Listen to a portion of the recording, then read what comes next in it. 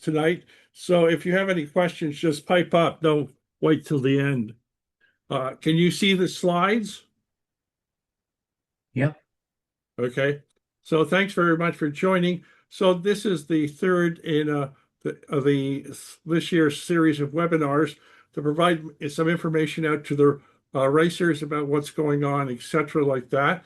We've had one that discussed the implications of perf. They're all posted on the LOOR YouTube site. So if you want to, you can go back and see them. Okay. So yeah, so this is being recorded. So if you don't want to be on the recording, turn off your camera and you can send me the questions by email and we'll answer them at the end.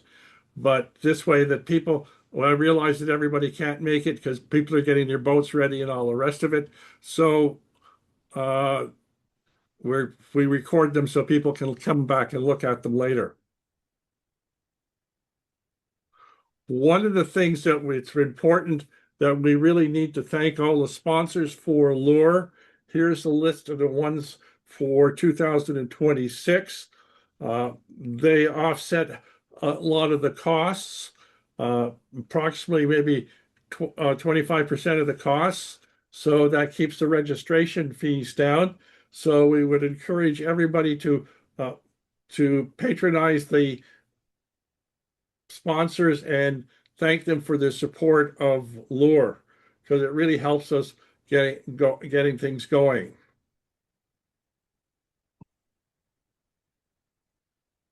So here are what we're going to be talking about tonight is we're going to talk about a reference document that's available that describes the course criteria.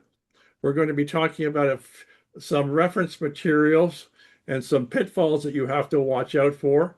Then we're going to be going over the 300 course, the Susan Hood courses, the LOSHRS courses, and then talk something about virtual waypoints, which will be in the was in the Susan 300 last year and will be in the Susan Hood this year. It's unfortunately the number of marks are disappearing and it's creating problems. And we'll discuss more about this a little later in the presentation. So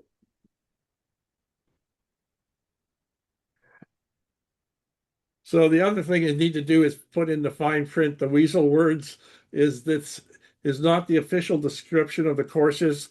That's in the sailing instructions that will be posted at least a couple of weeks before the events. And so you have a chance to look at them. It's just to make sure that people look at those in case there's any changes or whatever that come up. But this is what our intentions are now, so we'll discuss them. But please make sure you check the sailing instructions and all the details that are in them in case there's some nuances that we haven't discussed tonight. And so far, any questions you guys have or whatever? Not yet. Okay.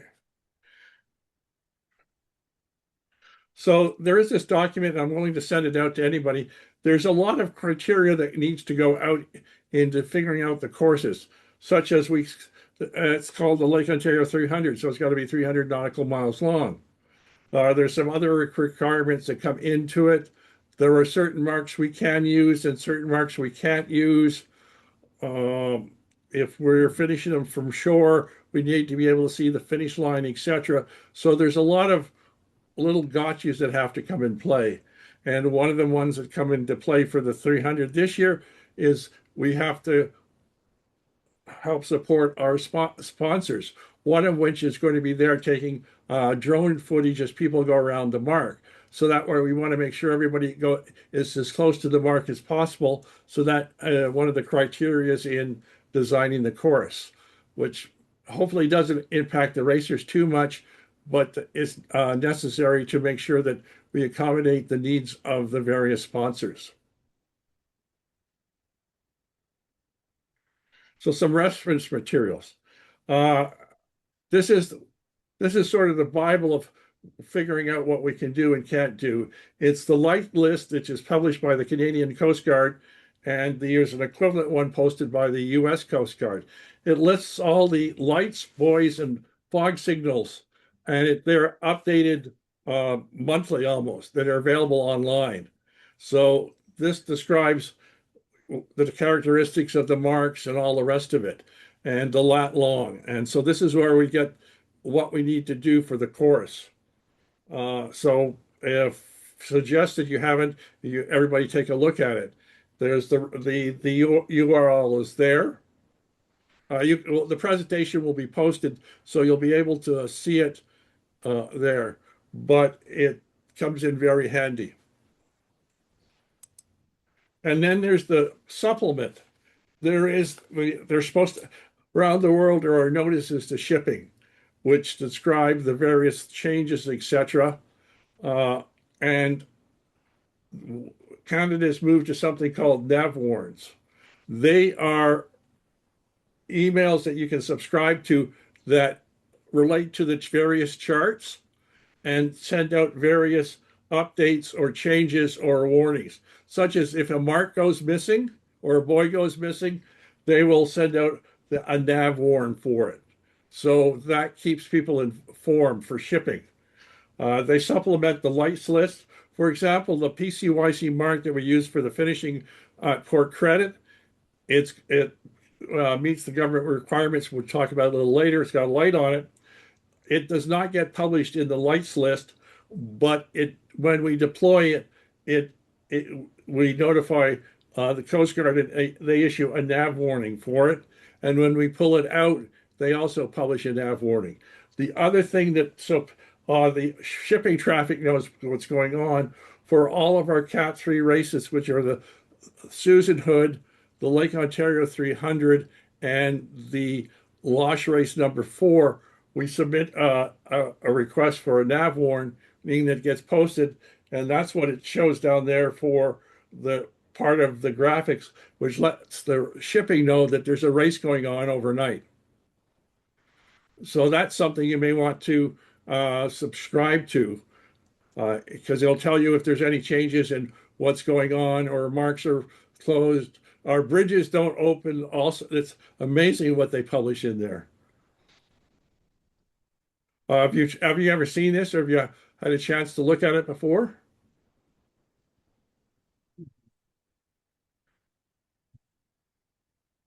Yeah.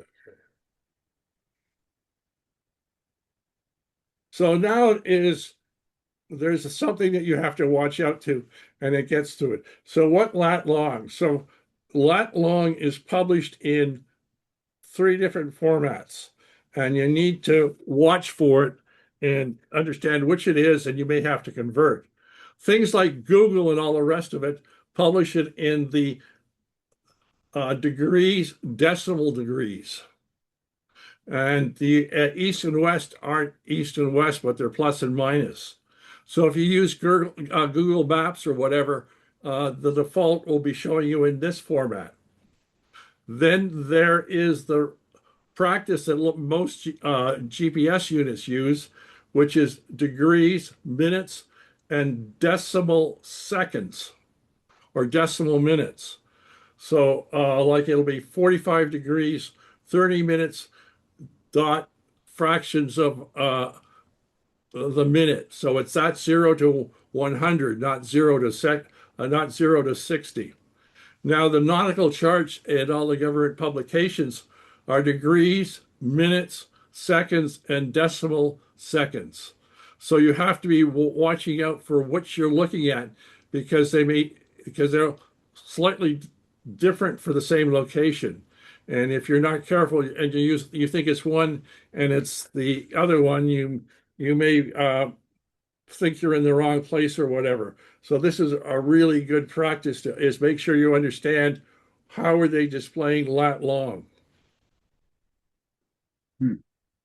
Here is something like here's the ODAS that's near Ajax, Ontario. Up here, this is from the NOAA website. So it's 43.770 north. So that's degrees, decimal degrees. They also then listed in 43 degrees, 46 minutes, 12 seconds north. Okay, and the race committee would use a different format. Now, what you also find out is this is what we use from the sailing instructions. So this is 43 degrees, 26 decimal 00 minutes north. Okay. Which one's he pointing at? So, yeah, well, just there for references. So here is what's in the lights list. So it's slightly different than what's in the NOAA has, and it's also in the format that it's degrees, minutes, and seconds. Where here it's like that's why these two are different. Okay, it's like this is 0.6 out of 60 seconds, which is decimal 10 when you convert it. So those are you got to make sure you understand which lat long you have on the chart and which ones are in the sailing instructions. Otherwise, you can get yourself into problems. So, and you need to understand what your GPS is set up for and how to it's displaying it. Unfortunately, that's the way of the world. And like, if this wasn't here, over here, you'd have to guess that it's degrees and decimal degrees from the format. They don't specify it. So you can get trapped. It's happened to me more than once. Why are these different? Oh, they're being displayed in different formats. So that's something to watch out for.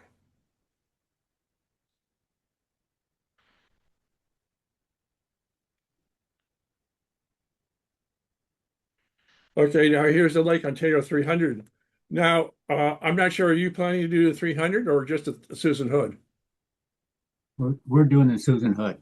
Okay, we'll get to that in a minute. But there are two courses on the 300. I'm not sure many people realize that.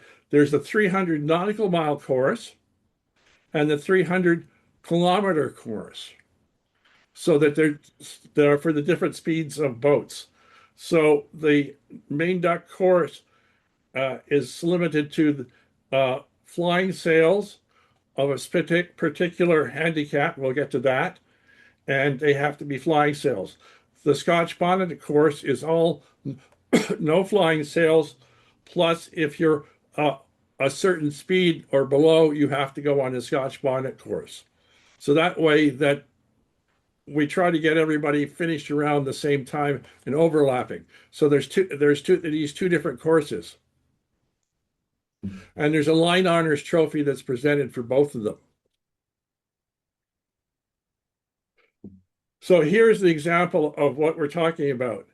On the Scotch bonnet course, your perf LO point-to-point time correction factor needs to be decimal 990 and below. If you for flying sails, if it's above decimal 9050 and above, you have to be on the main duck course. So this may be confusing to a lot of people because they're not used to the point-to-point rating. So that's the one off your perf certificate that it's at the bottom. It's a time correction factor. It's not the normal seconds per mile that everybody thinks about that are up here. So we talked about that in the previous webinar, and that's used to for point-to-point races because they're more equitable. So this year, and you're not doing it, so it won't affect you, but we're doing an electronic finish where you're using the YB trackers, and they have the ability to integrate with Nautical Cloud, which is our race management system. And therefore, if you and this year, the World Sailing has a developmental rule that changes the definition of finish. such that the location of a boat's hull will be determined by the position provided by the transponder. So it's when the transponder crosses the finish line, not the hull. And this will be electronic. So we trialed this out last year uh, behind the scenes, and the numbers looked good. So we're going to do it for the 300. So that means we don't have to staff the finish line for 3 or 4 days, and people are on a shift of 4 hours, and no boat appears. The other thing that we're thinking about doing, if this works, is for the 300, because we don't have trackers on the other races yet, is we could put the finish line like half a mile offshore and be out of the wind shadow of the land, because it's very painful for the racers as they come in to be sailing along and then hit the pocket because you're close to shore of no wind. So that's something that we're considering for the future.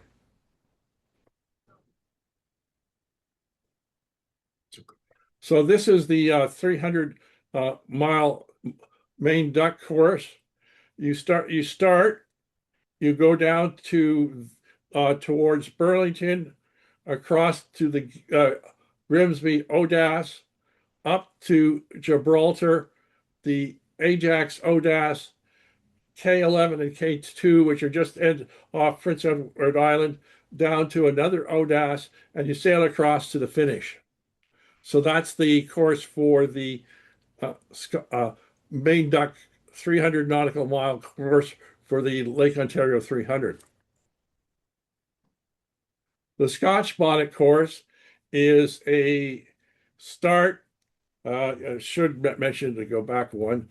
You have to go to on the 300 course for both of them. You have a start and you go to a drop mark. The reason for the drop mark, as mentioned before, was we needed it for the sponsor who's providing the drone to take pictures. So the Scotch bonnet course, which is about 185 nautical miles or 300 kilometers, start the drop mark. Then there's a mark is provided by Fogue Marine to Lakeshore Yacht Club. You go around that, then you go around Scotch Bonnet Island, and then back to the finish. So for everybody, for either course, is finishing basically in the same direction. So this is the course you're interested in. There are basically, because the way the course is, we can do it either clockwise or anti-clockwise, depending on the wind, which will be, and we'll be able to determine that just before the first warning, and it'll be signaled by having code flag Delta or Echo for which direction you're going to go. For brevity in the presentation, I only put in one of them. And if you're doing Delta, you go from the LOOR start to Gibraltar. And last year we didn't have the virtual mark. We used the Odas buoy, and that made it too short. So this is going to be a virtual mark. Then you go to the spider off Hamilton, and then you go up to the finish. So it's about 75 nautical miles.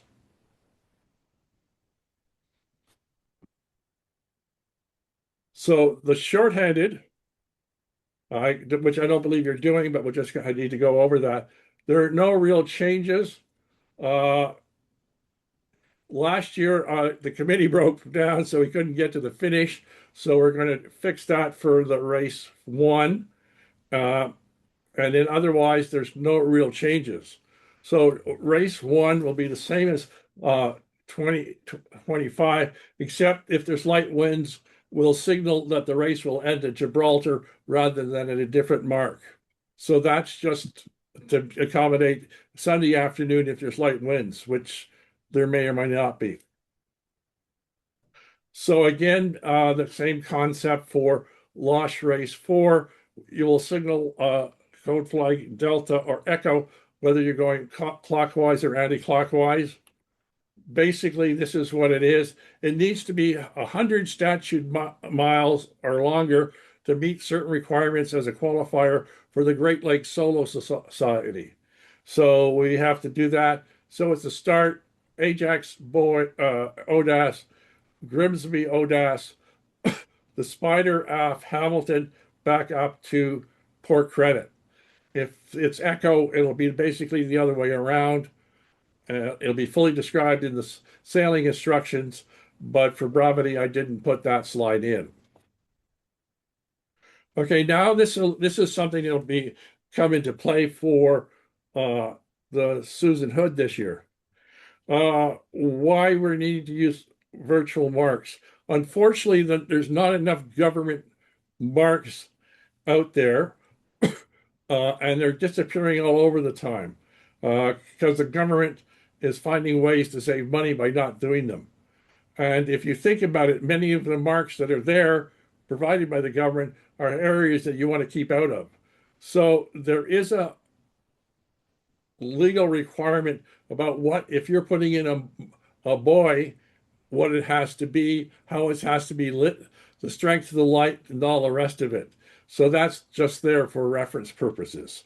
So this is a worldwide problem, and the Royal Yachting Association developed a way of having virtual waypoints. World Sailing has developed it, and many offshore races are using it. And there are races that are going to be completely virtual, start, finish, and all the marks. Hopefully, we'll never get there because that does create problems. Mentioned in the criteria document, what we want to do is we don't want to have multiple virtual marks in a race. Uh, we want to keep it down to one, and we want to make it far enough into the course so that the fleet has broken up. Here's an example. In the U.S. Coast Guard announced they were getting rid of all these marks. There was enough of a blowback, so they're not. But look at the whole range on the East Coast. Well, that's when they removed. Okay, so but they may be figuring out a way of taking them out one by one over the years. So the other thing they can do, let's say you have a mark. This mark, it's in the water at that lat long. Okay, the government, and if it's there for mainly shipping, because that's what they're there for, not necessarily the recreational sailor, they can do this. Basically, they put a shore station that generates an AIS message, and the AIS message basically has the description for Mark 1 and the lat long for Mark 1. And every AIS receiver thinks there's a mark there when there's nothing in the water. So that's becoming more and more prevalent for government marks for shipping. So imagine a virtual Gibraltar mark. It will only show up on your AIS transceiver. So that's one of the problems we're facing as the government is moving away from that. So basically, Yeah. You have one? No. okay. So this is what there is an appendix WP that'll be referenced in the sailing instructions. It changes the definition of a mark to include an object or a waypoint and adds the definition of a waypoint. And notice it says degrees, decimal minutes. So the dot goes by where it matters, how it's supposed to be, what you're looking for, and the zone. In the case of the zone, it seems to be, we talked to some other races that have used it, they set the zone not to various hull lengths, but it's 200 meters if it's a waypoint. So what does this all mean? Well, how do you prove that you went around a particular point? So basically what it says is, and you're required to have a GPS and keep a track. If you get a fix anywhere in this quadrant, you have deemed to go around the mark. So no mark. Huh? So you're going around a point in the water. So if a fix appears in this quadrant, then you are good at rounding the mark. And what will appear in the sailing instructions for the Susan Hood will be the parameters around that quadrant.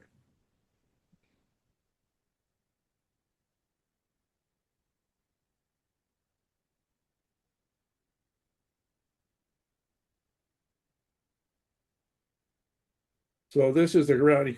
So if you have a GPS track, since you went around, if you're in that quadrant, then you've deemed to have gone around it. No matter what anybody else says.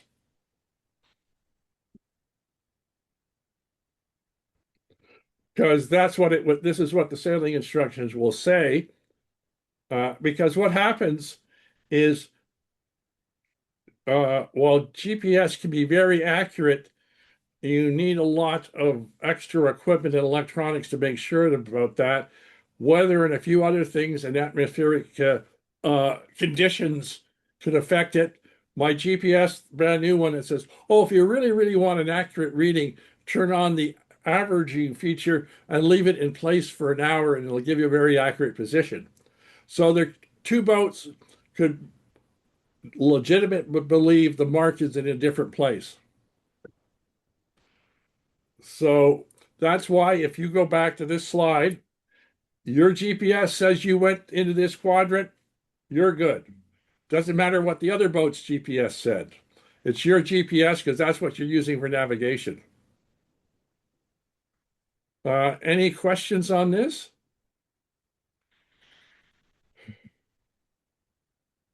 Oh, good. Okay. We try to avoid it as much as possible, but with fitting in the courses in Canadian waters and the marks being replaced or not maintained, we have to move to this. So next steps, we appreciate any feedback anytime. What we're going to be doing is instituting a postseason survey for all the participants. It'll just be one survey, and you'll have separate questions whether you did the Susan Hood 300 or LOSH, because many boats do more than one. And in the fall, we'll check on the appetite of recent participants to see if it's okay to return to U.S. waters. That's what we'd like to do, but a significant number this year when we surveyed said they wouldn't sail in U.S. waters. So that's the reason why we went that way. So hopefully we'll be able to get back and use the full lake again. So we're always looking for volunteers, especially during the winter months. For people who are racing, we can use volunteers to help with all the planning, etc. And are there any questions?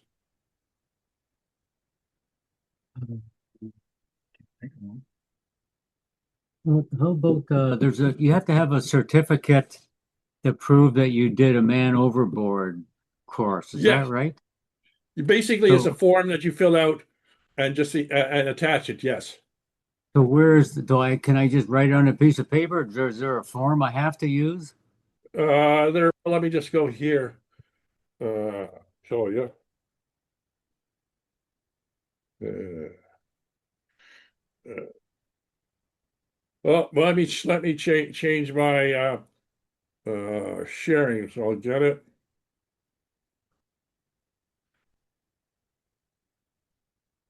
Uh,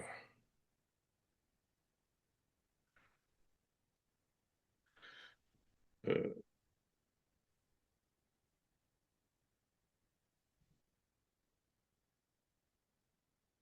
so you should see. You should be says race documents. Yes. Okay, if you yeah. go there, scroll down. There's the certificate you can fill out that's available to be filled out. Oh, that's what it looks like? Yep. Okay, and I find that in race documents. Right. Well, actually, we'll go back there. It's the same for all races. So it's if you go if you go to annual and common notices, Oh, right? okay. Okay. Uh, because everything that's common to all the LOOR events are on here, such as the Oh, wait. prescription. Oh, it, okay. Yeah, Administration documents. yeah. So there's a whole bunch of stuff. Like here are the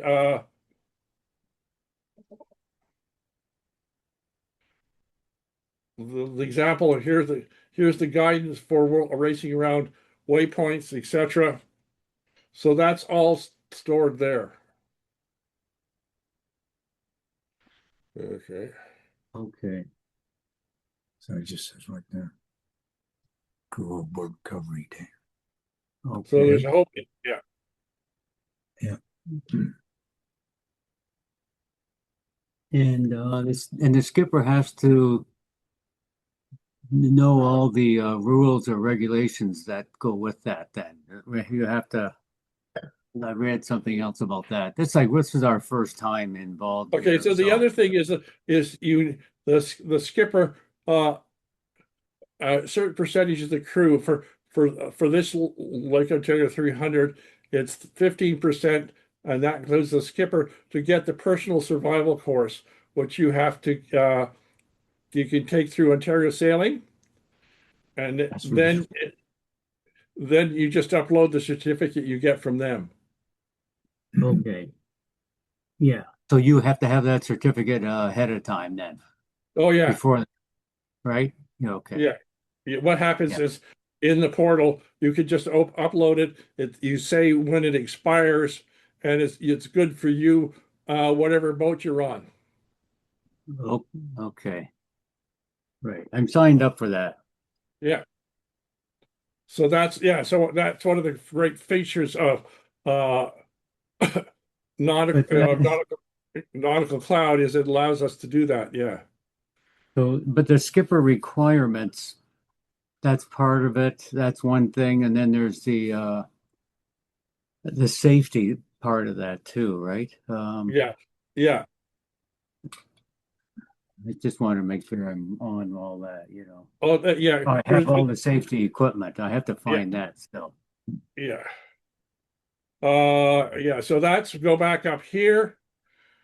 Uh,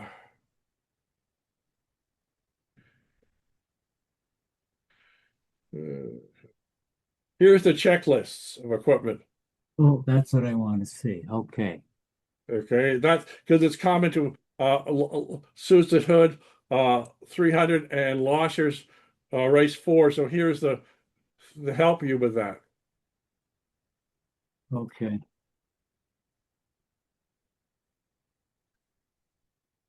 Okay. On a whole. Okay. Does just one person on the boat have to have it, or is it okay to just participate with only one person having Well, okay. the safety course? Well, right now it's for the Susan Hood, it's 15% of the crew. Yeah. Okay. And So it's probably double-handed, so that's fine. That yeah, covers so that. it goes up to 30%, minimum of 2 Mm. for more than 3. Uh, Next year it'll be 30%, minimum of 2 for everybody except solo because it's only one person.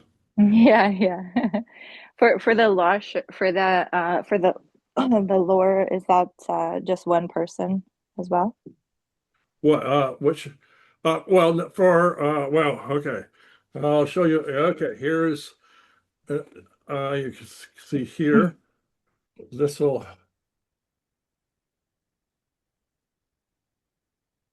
And I uh, guess just so as long as we upload one certificate because well, it depends on the number that's okay. required. So we're Uh, doing the double-handed, so there's two of us, so as long as well, one of us, there's only one until next year. yeah, okay, okay, perfect. Okay, okay, so And it here doesn't have to be the captain, it can be that anybody on must the be boat. it has to be the person in charge. Mm, Okay, okay. okay. Now, so here is a table that shows you souls on board and how many people are needed. Mm. So double-handed is one for this year, the person in charge, and next year, starting January 1st, it has to be two. Mm. Okay. Okay. So we got, So Just one, person yeah. in charge. So the person who's going with me has it, but I do not. So we would just say that he's in charge, Okay, yeah, basically. yeah, Although he's mentoring me, I guess. yeah, Yeah, okay, perfect. I think we're good for this year. yeah. So that's something there. If you can, if you go to the www.loor.ca, if you go to the blog section, there's a whole bunch of things in there that describe some of this. Okay. Okay, thank you so much. Because yeah, it's confusing, so that's why we put this table together to make it clear. Yeah, oh, that's amazing. Thank you, Graham. Okay. Yeah, I appreciate that. Okay. So are there any other questions that people have? I think we- No, I think we're okay.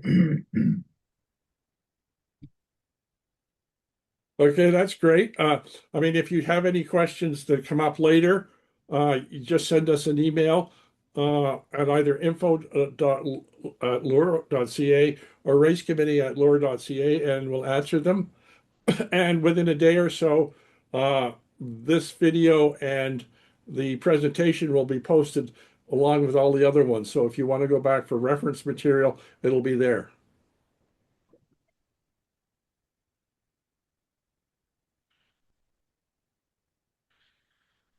Okay. Hey, Well, thank you very much.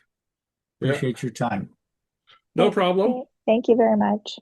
Yeah, okay. Have a good night, Okay. all. Yeah, Yep. thank you very much for attending. Enjoy lunch, everyone. Yeah. okay, yeah, Coming up. See you You soon. bet. we all clap? No, maybe not. Yep. Okay, thank you again. Thank you. No problem. Bye-bye. There you go.